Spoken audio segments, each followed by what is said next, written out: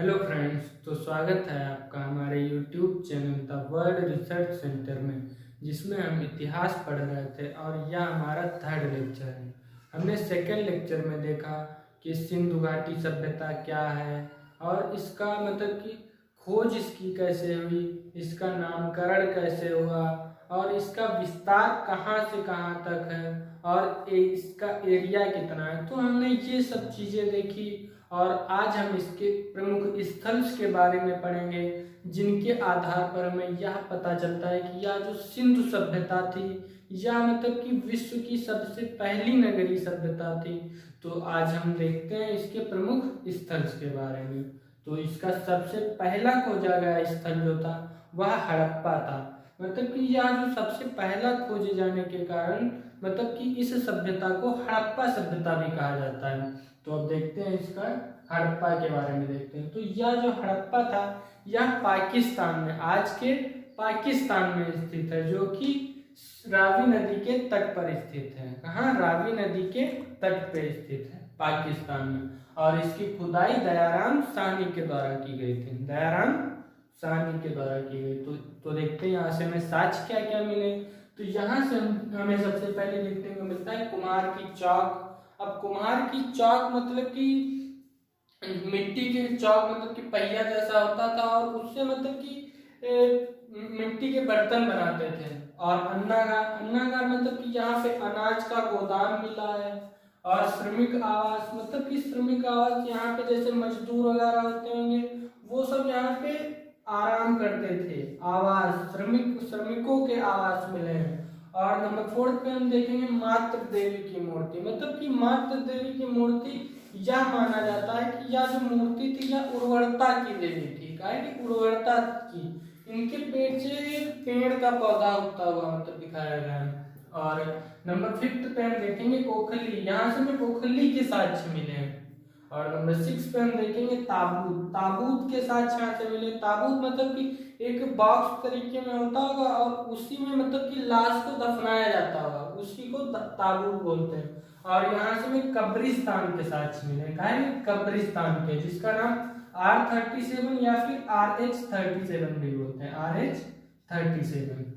और 7th number पे हम देखेंगे यहाँ से हमें हाथी का कपाल या हाथी का कंकाल के साक्ष्य मिले हैं। और नंबर 8 पे हम देखेंगे स्वास्तिक चिन्ह। स्वास्तिक चिन्ह के भी साक्ष्य यहाँ से मिले। तो हाथी और स्वास्तिक चिन्ह ये मतलब कि कुछ धर्म से रिलेटेड हमें लगते हैं, कुछ धार्मिक चीजों के बारे में बताते हैं। तो हमें यह पता चलता है कि हड़प्पा सभ्यता जो थी वो मतलब कि धर्म से रिलेटेड थी। और सेकंड नंबर पे हम देखेंगे मोहनजोदड़ो। मोहनजोदड़ो इसका मतलब होता है मृतकों का टीला। मृतकों का टीला मतलब कि यहाँ से एक ही जगह से लाशों के ढेर मिले हैं, इसलिए इसे मृतकों का टीला कहा जाता है।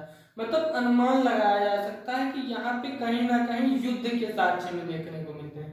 जैसे कहीं पे लोग इकट्ठे हुए और या फिर कहीं शहर में कोई आकर के आक्रमण यहीं पे बोल के और इन लोगों को मार गया, ऐसा कुछ देखने को यहाँ से मिलता है। और यह मोहनजोदड़ो जो है यह सिंधु नदी पे डायरेक्टली सिंधु नदी पे स्थित है। और इसकी खुदाई जो है राखलदास बनर्जी मतलब R.D. बनर्जी के द्वारा की गई थी। और इसकी खुदाई सन 1922 ईस्वी में की गई थी, हड़प्पा सभ्यता के जस्ट एक साल बाद 1922 ईस्वी में। और यह भी पाकिस्तान में स्थित है। तो यहाँ से देखते हैं क्या क्या साक्ष्य हमें मिलते हैं। तो यहाँ से हमें पुरोहित आवास देखने को मिले। पुरोहित आवास मतलब कि उस जमाने में जैसे कि पंडित जी वगैरह या फिर वहाँ के शासक वगैरह जो उनके लिए आवास देखने को मिले हैं, पंडित जी के आवास देखने को मिले वाले। और यहाँ में सभागार देखने को मिला है। सभागार मतलब कि जैसे कोई काम करवाना या कोई बात बतानी है जैसे शहर में, तो वहाँ मतलब कि लोगों को इकट्ठा करके बुलाया जाता होगा, तो उसी में मतलब कि सभागार में बुलाया जाता होगा लोगों को, तो इसीलिए वहां से हमें सभागार देखने को मिला है। अब जब ज्यादा लोग, हमें क्या प्रतीत हो रहा है कि यहाँ पे जैसे सभागार में ज्यादा लोग इकट्ठा होंगे। जब ज्यादा लोग इकट्ठा होंगे तो भीड़ होगी। जब भीड़ होगी तो यहाँ पे हमें चौड़ी सड़कें देखने को मिली। क्या? चौड़ी सड़कें देखने को मिली। और विशाल अन्नागार मतलब कि यहाँ पे बड़ा अन्नागार देखने को मिला है। और यह जो अन्नागार है मोहनजोदड़ो को यह सिंधु सभ्यता की सबसे बड़ी इमारत कहा जाता है। सिंधु सभ्यता की सबसे बड़ी इमारत या सबसे बड़ा अन्नागार। और यहाँ से हमें स्नानागार भी मिला है, यह भी मतलब कि बड़ा था। जैसे कि हम लोग जैसे कि कहीं पे धार्मिक जगहों पे जाते हैं, जैसे कहीं मेला वगैरह पे जाते हैं, तो वहाँ पे स्विमिंग पूल मतलब कि स्नानागार होता है। तो उसी तरीके से यहाँ भी हमें स्नानागार देखने को मिला। और यहाँ इसके भी मतलब कि किनारे किनारे हमें जीने की सीढ़ियाँ मिली हैं। और यहाँ से 6 नंबर पे हम देखेंगे, यहाँ से हमें सूती वस्त्र के साक्ष्य मिले। कहा कि सूती वस्त्र के, तो कहीं ना कहीं हमें ये पता लगता है कि अगर पुरोहित आवास थे, जब पुरोहित आवास थे तो पंडित जी वगैरह यहाँ रहते होंगे। जब पंडित जी रहते थे तो यहाँ से मतलब कि वो लोग जैसे धोती पहनेंगे या कुर्ता पहनेंगे तो सूती वस्त्र के ही पहनेंगे। तो यहाँ से हमें सूती वस्त्र के साक्ष्य मिले। और यहाँ से हमें हड़प्पा से हमें माता देवी की मूर्ति देखने को मिली। और मोहनजोदड़ो से हमें पशुपति शिव की मूर्ति देखने को मिली। काहे की पशुपति शिव की मूर्ति। और 8 नंबर पे हम देखेंगे तांबे का ढेर, मतलब कि यहाँ से हमें तांबे का भी ढेर देखने को मिला, गले हुए तांबे का ढेर देखने को मिला। और अब हम मतलब कि देखेंगे 3rd नंबर पे हमारा चंद्रमुद्रो आता है। क्या? चंद्रमुद्रो। यह भी पाकिस्तान में स्थित है। और यह जो है यह भी सिंधु नदी पर डायरेक्टली स्थित था। कहाँ पे? सिंधु नदी पे डायरेक्टली स्थित था। और इसकी जो खुदाई थी वह गोपाल मजूमदार के द्वारा की गई थी। गोपाल मजूमदार के द्वारा 1931 में। अब देखते हैं यहाँ से हमें साक्ष्य, इसकी खुदाई 1931 ईस्वी में की गई थी। और अब देखेंगे यहाँ से हमें साक्ष्य क्या क्या मिले हैं। तो साक्ष्य मतलब कि यहाँ पे हमें जो मिले हैं वो फीमेल से रिलेटेड मिले हैं, मतलब कि महिलाओं से रिलेटेड मिले हैं। जैसे कि उन मेकअप सामग्री या फिर जो मतलब कढ़ाई बुनाई के जैसे साक्ष्य या पेंटिंग के साक्ष्य। तो देखते हैं हमें क्या क्या मिला। तो यहाँ से हमें सबसे पहले देखेंगे कंघा, शीशा, लिपस्टिक, काजल, सुई धागा भी जो होता है या भी मतलब जो फीमेल होती है वही मतलब कि हर एक चीज काटती वगैरह, जैसे कि सिलती वगैरह, सिलाई वगैरह। तो ये सब मतलब कि महिलाओं से ही रिलेटेड चीजें मिले। और अलंकृत मनका मतलब कि पेंट किया हुआ मनका। और गुड़िया के भी साक्ष्य मिले।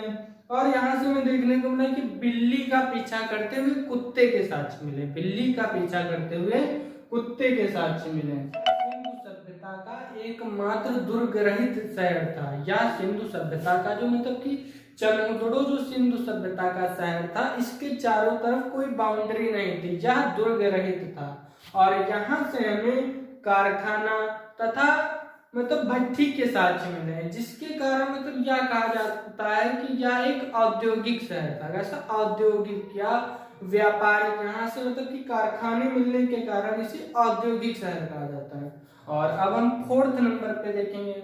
और मतलब कि अगर एक बात हम कहें, जैसे कि कुछ स्तंभ जो हैं जिनका कुछ ज्यादा इम्पोर्टेंस है या फिर उनके जैसे कि सन या नेम, तो जो इम्पोर्टेंस है जिनका इम्पोर्टेंट है ज्यादा, उनके बारे में कुछ मतलब कि जैसे सन या फिर खुदाई करता उनके नाम लिखे हुए, जिनका ज्यादा इम्पोर्टेंस नहीं है उनके नाम या सन कुछ के नहीं लिखे हैं। और जो इम्पोर्टेंट है वही चीजें लिखी हैं। तो आइए देखते हैं 4th नंबर पे। 4th नंबर पे हम देखेंगे कालीबंगा। कालीबंगा जो है यह राजस्थान में स्थित है। कहाँ? राजस्थान में स्थित है। और यह इसकी खुदाई जो है बीके थापर और अमलानंद घोष के द्वारा की गई, जो कि घग्गर नदी पे स्थित है। किस? घग्गर नदी पे स्थित है। और यहाँ से हमें साक्ष्य क्या क्या मिले? तो यहाँ से हमें जुते हुए खेत के साक्ष्य मिले। जुते खेत के साक्ष्य मिले। अगर हमें जूते खेत के साक्ष्य मिले तो यहाँ से हमें हल भी देखने को मिला होगा। हल मतलब कि कहा जाता है कि हल यहाँ पे हमें पक्की मिट्टी के हल मिले थे। काहे? पक्की मिट्टी के।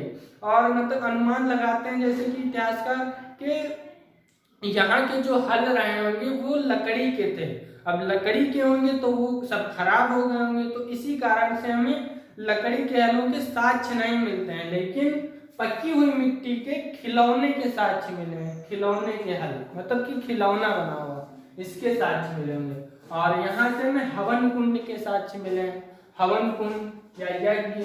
और यह मतलब कि चनहुदड़ों मतलब फीमेल से रिलेटेड चीजें में चनहुदड़ों में मिली थी, लेकिन कालीबंगा से हमें चूड़ी के साक्ष्य मिले हैं, काहे के चूड़ी के साक्ष्य मिले हैं। और 5th नंबर पे हम देखेंगे अलंकृत ईंट। अब चनहुदड़ों में हमने देखा अलंकृत मनका, और यहाँ से हमें अलंकृत ईंट के भी साक्ष्य मिले थे, मतलब कि जो चनहुदड़ों में मतलब कि अलंकृत किया गया था वह पेंट के द्वारा किया गया था। और यहाँ से हमें जो कालीबंगा से मतलब कि अलंकृत चीजें बनी मिली हैं वो उसी पे मतलब कि बनाई गई थी, उसी पे मतलब ढाली गई थी, उस पे मतलब कि पेंट से नहीं बनाया गया था। और या मतलब कि जो कालीबंगा था इसका शाब्दिक अर्थ जो है वह काले रंग की चूड़ियां थे, काले रंग की चूड़ियां। और हम 5th नंबर पे देखेंगे बनावली। बनावली बनावली जो इसका जैसे कि नाम हम देखें बनावली, तो मतलब कि यह जो बनावली था यह पूरी तरीके सही ढंग से मतलब व्यवस्थित ढंग से बना नहीं था, इसका मतलब कि विकास सही ढंग से नहीं हुआ था। और यह जो है हरियाणा में स्थित है, कहाँ हरियाणा में स्थित है, जो कि रंगोई नदी के तट पर स्थित है, कहाँ रंगोई नदी। और इसकी जो खुदाई थी वह रविंद्र सिंह के द्वारा की गई थी। यहाँ से हमें यह क्यों नहीं मतलब सही ढंग से व्यवस्थित ढंग से विकास इसका हुआ था, तो इसकी जो जल प्रणाली थी वह मतलब कि सही नहीं थी, जल प्रणाली का अभाव था जो, और सड़कें सही नहीं थी, जो सड़कें थी वो मतलब कि टेढ़ी मेढ़ी थी, सही ढंग से बनी नहीं थी। और जो नालियां वगैरह थी वो सही ढंग से नहीं बनी थी, कहीं बनी होंगी कहीं नहीं बनी थी। और जो मतलब नालियां थी वो ढकी हुई नहीं थी, तो मतलब कि कहा जाता है कि जो जल प्रणाली थी या सड़कें थी तो यहाँ की सही नहीं थी। और 6 नंबर पे हम देखेंगे लोथल। लोथल या जो है यह गुजरात में स्थित है, कहाँ गुजरात में। और भारत में सबसे ज्यादा जो स्थल मिले हैं वह गुजरात से मिले हैं, कहाँ से गुजरात से मिले हैं। और यह जो है भोगवा नदी पे स्थित है, किस भोगवा नदी पे स्थित है। और इसकी खुदाई जो है एस.आर. राव के द्वारा की गई, इसके एस.आर. राव के द्वारा की गई।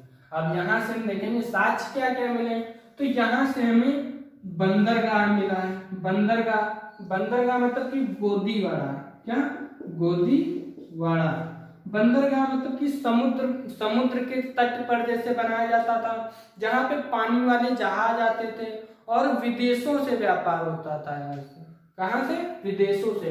यहाँ से हमें फारस की मोहर देखने को मिली, फारस की मोहर देखने को मिली, फारस की। और जो मतलब कि मोहर यहाँ से मिली है उसमें मतलब कि सबसे ज्यादा जो साक्ष्य मिले वो एक श्रृंगी मतलब जानवर के साक्ष्य मिले, एक श्रृंगी जानवर के मतलब कि चित्र बने हैं। यहाँ की जो मोहर थी वो भाव चित्रात्मक थी, उस पे एक श्रृंगी जानवर के साथ मतलब चित्र मिला है।